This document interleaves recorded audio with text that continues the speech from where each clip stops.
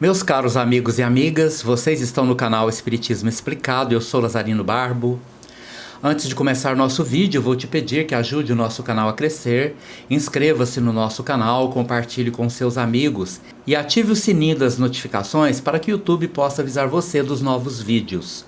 Hoje vamos dar continuidade ao estudo da reforma íntima e do gerenciamento emocional. Um dos grandes problemas que a humanidade enfrenta nesses dias de hoje, na verdade em todas as épocas da humanidade enfrentamos essas situações, onde ficamos muito submetidos àquilo que vem de fora, às instabilidades, às ameaças, aos sofrimentos reais e principalmente aos sofrimentos imaginários. A forma com que nos conduzimos diante dos desafios da vida. Também criamos muitos sofrimentos imaginários que não dizem respeito à realidade, fruto de nossa imaginação mal direcionada. E é exatamente para estas pessoas que querem se conhecer, moldar-se, transformar-se em pessoas mais fortes diante da vida que se destina esse estudo. Hoje nós vamos estudar um pensamento distorcido chamado de rotulação. A própria palavra diz rótulo, rotulação. Eu coloco rótulo nas coisas, né? Eu coloco rótulo num vasilhame para saber o que contém aquele vasilhame, né? Mas do ponto de vista mental, esses rótulos nem sempre são reais. Porque são rótulos que eu crio e coloco ali no recipiente, que é a minha própria mente, rótulos imaginários, baseados na minha maneira distorcida de ver a vida. O conceito de rotulação é o processo de rotular pessoas, situações e episódios. E acontece em qualquer lugar. Por exemplo, pessoas que têm baixa estima e rotulam a si mesmas como inferiores, inadequadas, usando o seu poder de criação mental para destruir a sua própria imagem. O que pode trazer gravíssimas consequências para a vida da pessoa como um todo, tanto do ponto de vista material, mental e principalmente espiritual. Quando eu uso a rotulação para rotular as outras pessoas, eu posso criar o rótulo dizendo que uma pessoa é muito boa. E às vezes ela não é. Às vezes crio expectativas exageradas sobre o quanto uma pessoa é benéfica, ela é boa. E às vezes isso é apenas um rótulo criado na minha imaginação. E quando eu espero demais daquela pessoa que eu rotulo como uma pessoa perfeita e ela não corresponde àquilo que eu espero dela, normalmente eu tenho uma decepção terrível. Eu me decepciono exageradamente porque criei uma expectativa muito elevada sobre alguém, sobre uma situação que definitivamente não merecia tal rotulagem com tal grau de perfeição que exigi erroneamente de uma pessoa que definitivamente não estava preparada para corresponder às minhas expectativas. O contrário também pode acontecer. Às vezes, por puro preconceito, eu posso rotular uma pessoa como imprestável. Eu olho para uma determinada pessoa e já vejo aquela pessoa como alguém ruim. Porque eu rotulo baseado não numa realidade, não numa observação, não num conhecimento daquela pessoa, mas exclusivamente tendo como base o meu preconceito com relação àquela pessoa por diversas situações. Posso rotular alguém negativamente com base no preconceito da cor da pele, com base no preconceito social, onde existem pessoas que desconfiam de todo mundo que é pobre, onde existem pessoas que desconfiam de todo mundo que é mal vestido, onde a pessoa possa rotular como perigosa qualquer pessoa que tem uma nacionalidade diferente. Por isso, todo esse processo de rotulagem normalmente faz parte de uma imaginação negativa que não condiz com a realidade. Mas de tudo isso que falamos, existe um processo ainda mais danoso com relação à nossa individualidade. Eu sou um espírito imortal que uso o meu poder mental de criação na minha imaginação. Eu preciso ter consciência disso, eu não posso esquecer nunca isso. E quando eu uso o processo de rotulagem para me autorrotular, para criar um rótulo em mim mesmo, principalmente um rótulo baseado na baixa estima, isto pode ser extremamente perigoso para a minha vida. Nós temos aprendido nessa série de estudos que tudo o que sentimos tem como base os pensamentos. Um pensamento chega à nossa mente por diversas fontes de envio. Às vezes a nossa própria fonte de envio, eu penso alguma coisa deliberadamente, porque eu quero, porque eu escolho. Às vezes esses pensamentos também podem ser sugeridos. Podem ser sugeridos pelo meu mentor espiritual, que quer sempre me ver bem. Pode ser sugerido pelos obsessores espirituais, que sempre querem me ver mal. Ou estes pensamentos podem ser sugeridos pela própria emissão e correspondência. Eu gero uma frequência de baixo teor vibratório nos meus pensamentos e recebo correspondentemente de retorno aquilo que é relacionado àquilo que eu estou emitindo. Temos estudado ao longo do tempo que somos estações, emissoras e receptoras de frequências mentais. A todo momento estamos emitindo enquanto pensamos e a todo momento estamos recebendo pensamentos correspondentes àquilo que emitimos. Por isso, quando alguma coisa acontece e eu me vejo diante de uma rotulação, normalmente esta rotulação negativa tem como base as minhas crenças. Temos explicado ao longo do tempo que crenças, neste caso, não são crenças religiosas.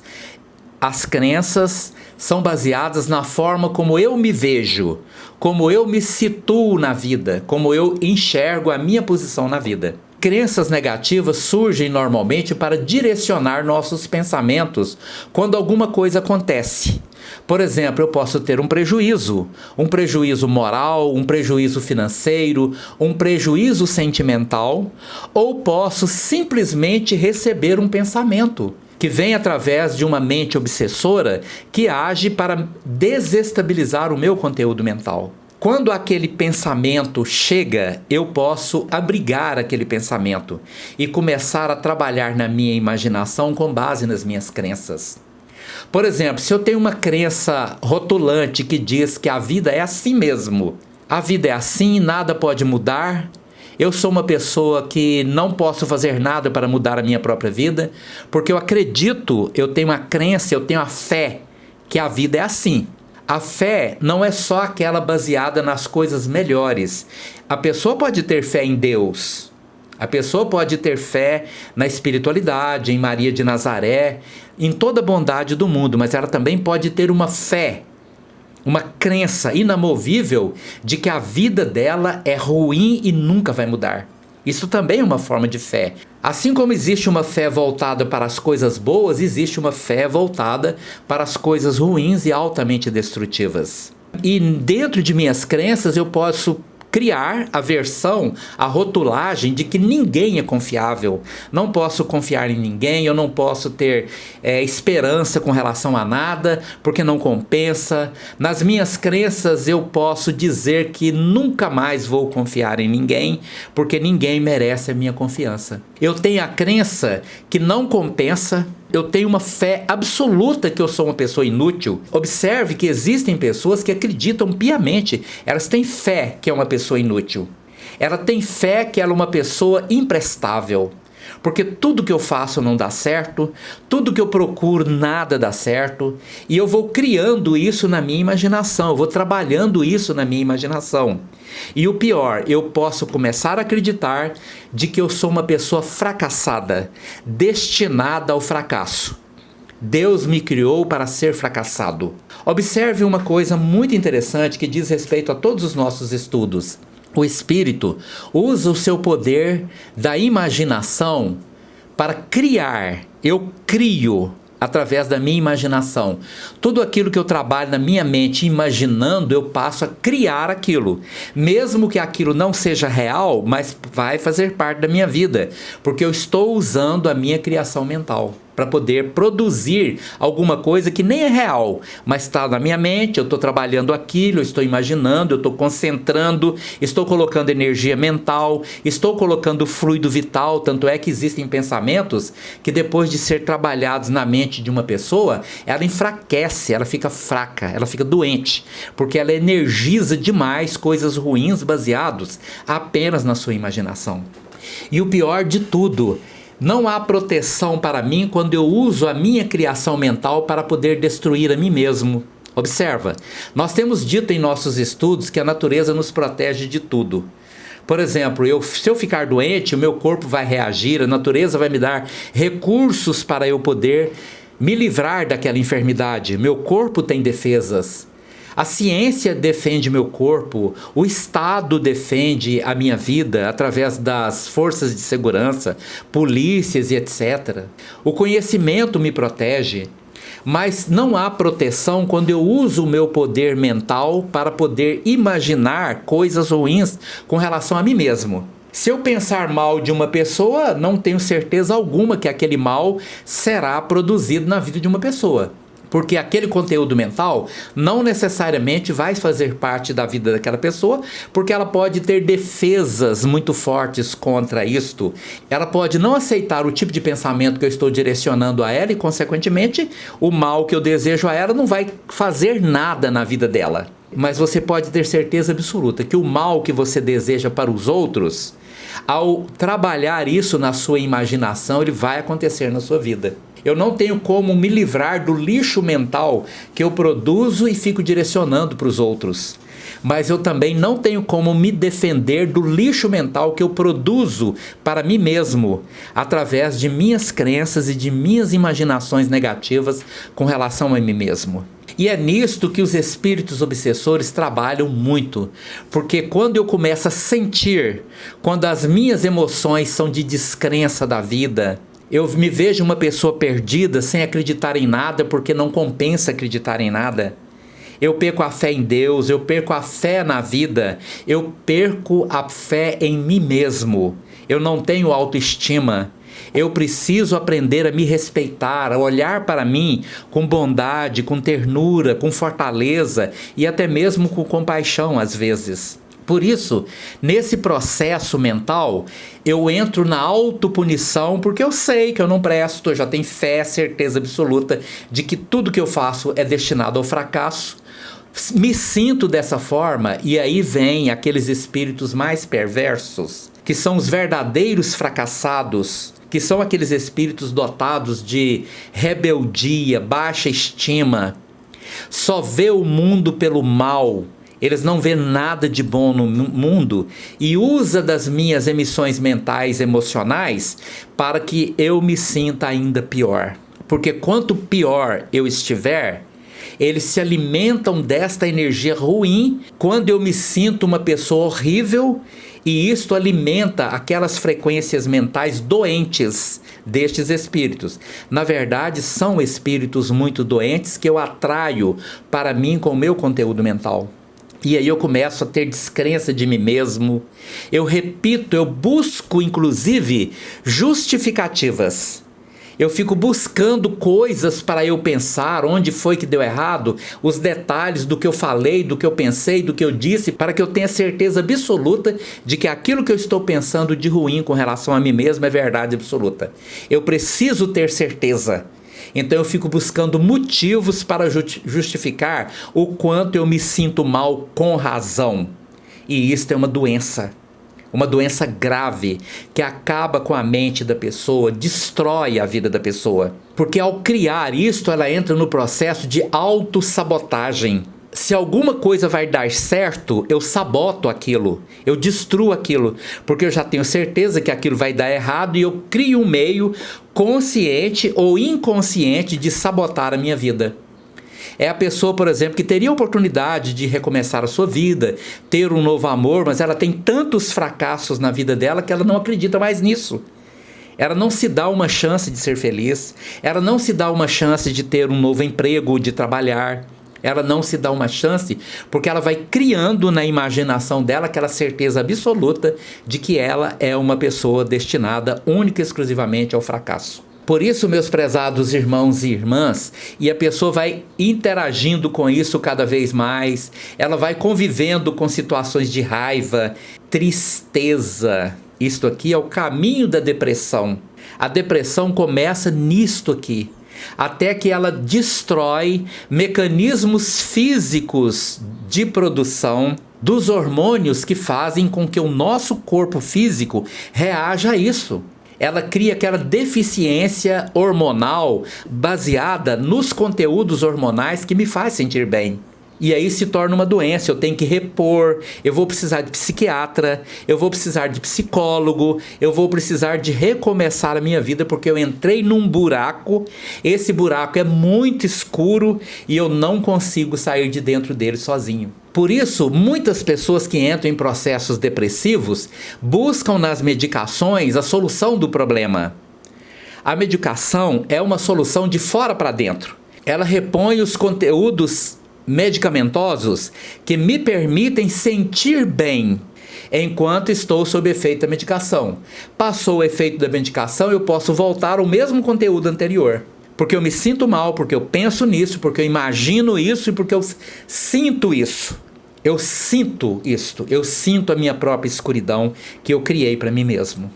Por isso, dentro do processo de recuperação da pessoa, diante de estados como esse, eu preciso aprender a dar ouvido aos meus mentores espirituais. Eu preciso me ligar através da oração a Maria de Nazaré, a nossa mãe essencial, a mentora da providência divina no nosso mundo. Eu preciso me ligar aos ensinamentos do Divino Mestre Jesus, que me fala sobre isso. Ele fala: orai e vigiai para não cair em tentações. Essas palavras muitas vezes são muito mal interpretadas porque não são direcionadas para as tentações relacionadas ao nosso mundo mental e este mundo mental relacionado a nós mesmos. Existem pessoas que se sentem bem em serem felizes, se sentem bem em falar da sua própria infelicidade. Não pode chegar alguém perto que ela tem que estar ali destilando o veneno de sua própria infelicidade, espalhando o mal, espalhando a infelicidade para onde passa. E dentro das influências dos nossos mentores espirituais, eu preciso estimular isso na minha vida, na minha mente. Eu preciso dizer para mim mesmo, contrapor o pensamento. Existe um pensamento ruim, antagônico, que vem de um lado, e existe um pensamento positivo, construtivo, que vem do outro lado. Eu preciso aprender a lidar com isso, direcionando estes pensamentos para onde eu desejo. Isso chama-se gerenciamento mental, gerenciamento emocional. Não é porque alguma coisa venha na minha cabeça que eu tenho que acertar como verdade absoluta. Eu preciso aprender a ter razão, a racionalizar meus pensamentos. E os meus mentores espirituais, a presença do seu mentor espiritual, do seu anjo da guarda, a presença da providência divina, dos obreiros da vida eterna, dos missionários da luz, vão dizer dentro da sua mente, mas às vezes eu não quero escutar, porque eu estou tão acostumado apenas a pensar mal de mim que eu não aceito quando alguma coisa boa vem, mas ela está presente, porque você nunca está sozinho, nunca está abandonado. E lá dentro, na parte mais escondida de meus pensamentos, tem uma voz que vai dizer: calma, espera, não faz isso com você. Alguma coisa que vai dizer: ore, eleve o seu pensamento, peça a Deus condições para você se dar a chance de reagir diante dessas situações. Cuidado, porque a sua mente pode te conduzir para lugares terríveis. Às vezes nós não queremos dar ouvido para isso, mas precisamos aprender a dar ouvido àquela voz que diz: tenha paciência, calma, não faz isso, tenha mais tolerância com você mesma, tenha confiança em você. Deus está dentro de você, está dentro do seu coração e você pode reagir a isto. Não precisa ser dessa forma. E aquela voz lá na consciência que diz de forma muito confortadora: você não está sozinha, você nunca vai estar sozinha, você não está sozinho. Espere, deixe que Deus age na sua vida, mas para isso é preciso que você queira. É preciso que você bata na porta para que ela se abra. É preciso que você peça para que você obtenha, conforme as palavras do Divino Mestre Jesus. E aí nós sempre temos que acostumar a olhar um termo de comparação. Quando eu me sinto pior diante de alguma situação que aconteceu em minha vida, diante de alguma sugestão mental inferior, eu esqueço de olhar para a minha vida e agradecer pelas coisas que existem na minha vida. Porque às vezes eu estou tão subjugado por aquilo que é ruim, que eu acabo não tendo a fé de ver que muitas pessoas já passaram por situações muito piores do que a minha. Muito piores. A minha vida é muito boa em relação à vida de muitas pessoas. E mesmo assim, aquelas pessoas não se deixaram vencer pela vida. Elas reagiram, porque a pior situação é quando eu fico mostrando o tempo inteiro para Deus o tamanho dos meus problemas. Eu chego em Deus e reclamo o tempo inteiro. Eu levanto de manhã reclamando. Meu Deus, olha o meu problema, olha o meu problema, olha o meu problema, olha o meu problema. Numa repetição sistemática, mostrando para Deus o tamanho do meu problema. E eu me esqueço do fundamental, que é ter a fé, a coragem, a determinação, a certeza de mostrar para os meus problemas o tamanho do meu Deus. Jesus é muito claro. Aquele que quiser vir após mim, pegue a sua cruz e siga-me. E não adianta tentar deixar a cruz no meio do caminho, porque se deixarmos, nós temos que voltar e buscar. Então carregue a sua cruz até o limite, até o momento em que você deixa ali, no cimo do Calvário, no cimo do monte, a sua cruz. Se livra dela e aí sim você pode seguir em frente. Mas é preciso que eu me fortaleça. A vida não vai te dar facilidade. Nada na vida será fácil para você, porque vivendo num mundo como este que nós vivemos, a vida vai te cobrar a todo momento tudo e vai te colocar a todo momento diante de desafios muito grandes. Viver neste mundo não é para os fracos. Viver neste mundo e sair-se bem dele é para os fortes, para as pessoas que fortalecem-se em sua fé, em Deus e em toda a ação espiritual que age sobre a nossa vida. Nós nascemos para ser felizes e não para criar na nossa mente um contexto de infelicidade imaginária, que é fruto apenas de nossa imaginação. Muito obrigado pela sua atenção. Se você gostou desse vídeo, deixa aí o seu like. Muito obrigado por você estar aqui.